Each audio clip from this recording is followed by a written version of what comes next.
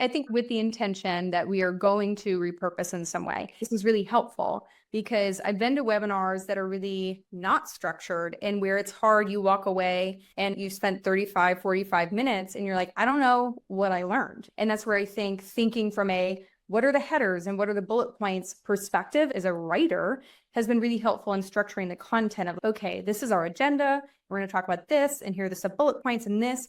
That makes it way easier to repurpose because now we already have the structure and the format. Sometimes we can even write the blog before the webinar is live. But I think it also just creates better content for the webinar because we actually have this format where people know what to expect. It's structured, it's well organized, and those main speaking points are there where it's not taking us on a journey all over the place. I think because we keep that in mind, it's easier to repurpose, but I think it also produces better webinar content. So we have the independent report, and I usually turn that into slides for enablement for our sales and account management teams so they can pull those into presentations, they can share those with customers.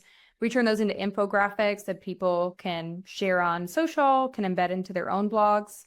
I create a series of blogs, so I kind of look through for are there trends? Are there clusters of things that all tie to each other and like pull in this research? So whenever we're creating content, we want to frame it in the sense of what's happening in the industry. So even if it's not a blog explicitly about the research report, we're citing the stat from the research report, find a point that is interesting to you and just share your thoughts. Like, does this make sense? Why does it make sense to you? Were you surprised by anything? So we have a whole playlist of people who had shared their thoughts, and then they also amplified the report during launch. I think that's most of what we did to repurpose that content.